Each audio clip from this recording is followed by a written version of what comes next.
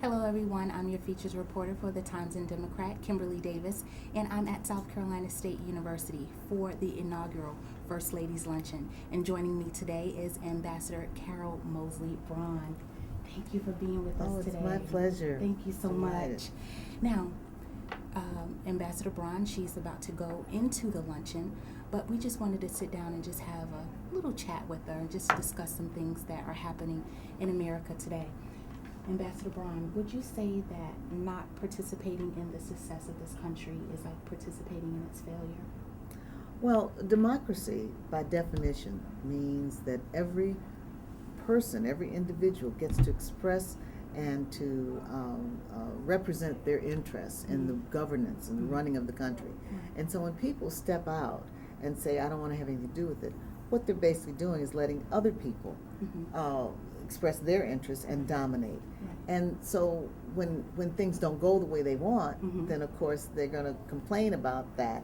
But really, it's a function of their not participating. So I think you just made a very fair statement, and one that I think if we encourage people that their voice, their vote really does make a difference. If people understood that better, I think we'd be a lot better off as a country. I agree with that as well. So how far do you think we have to go as a country, or do you think we've arrived with a black president, or do we still have a ways to go? Well, clearly we've got a ways to go. The success, even in my lifetime, in terms of racial issues in this country, has been astonishing and just phenomenal. We've come a long, long way. We have a long, long way to go, and not only in terms of issues of race, which are still being debated around, whether it's Trayvon Martin or it's Jordan Davis. We're still debating racial issues.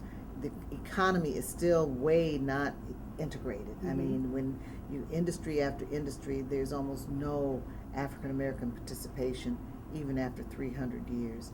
And as much the point, and I think this really is part of the issue, is the bias, it seems, in too many places to poor people generally, with the result being that blacks who didn't even have a shot, didn't have a chance, are now finding themselves, the boats stuck at the bottom, with a widening income disparity and less ability to live the American dream, to access opportunity than previous generations had.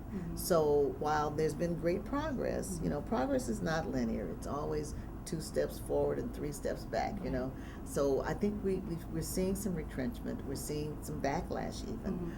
But at the same time, I'm still optimistic that we can continue to take the steps forward and improve the quality of life for everybody. Right. Now, piggybacking off what you just said, to improve the life or the quality of the people, what can we do as women? You're getting ready to speak to a group of professional women, but what can we do regardless of your economic status? What can we do as women to help each other, to help our local community where we have a charge?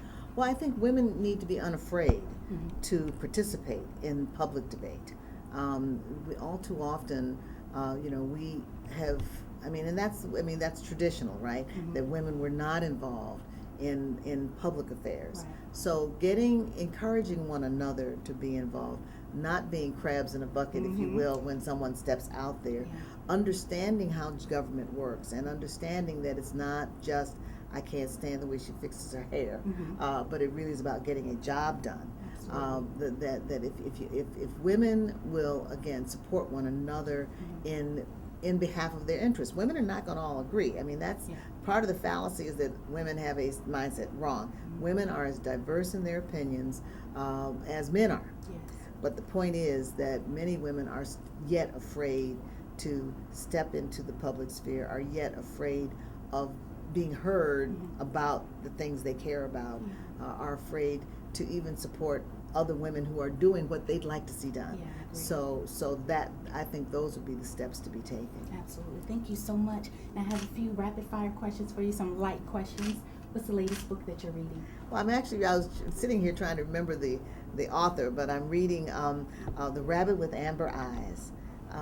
It's a wonderful book. Oh, the title sounds phenomenal. Yeah, it's a wonderful book. It's actually it's actually, I hope it's going to get happier, because right now it's getting into pre-World War II conditions in Germany. Okay. And so, it's getting a little depressing, Okay. actually, but I hope it gets better. I hope it gets better too, but I'll definitely have to pick that up and read that. Sounds like a great book. Well written, yeah. Now, what has made you smile immensely lately? Well, children always make me smile. And just the joy of being around. I don't have grandchildren yet. I'm still waiting on grandchildren, but I've had occasion to be with a friend's grandbaby, and I just had a ball. Because they're our hope. They're everything that we hope this nation and world could be, right? Oh, absolutely. And they're such joy. I mean, they are like bundles of joy and optimism. I think when we play with children, or you see them, what you think is, okay, things may be messed up in this and this regard, but here's a shot for it to get fixed. Here's a chance for it to be right. And so I really, you said smile immensely. That's what I did. Yeah, children will do it to you. What about your pet peeve? You have a pet peeve? I do. People who lie to me. Yes. Liars bother me, and they're just, Yes. that's my pet peeve. I would agree. And lastly, your favorite quote or scripture? Oh, my favorite scripture is, the 23rd Psalms, of course. Lord is my shepherd, I shall not want. Yeah, that's one. And another is, unless the Lord builds a house, they labor in vain who seek to build it. I mean, I can go on. Oh, yes, I see that. Oh, my goodness. Thank you so much, Ambassador Braun, for being with me today. Thank you. I look my forward pleasure. to the message that you will give in a few minutes. Thank you. Thank you all for joining us. I'm Kimberlei Davis for the TND at South Carolina State.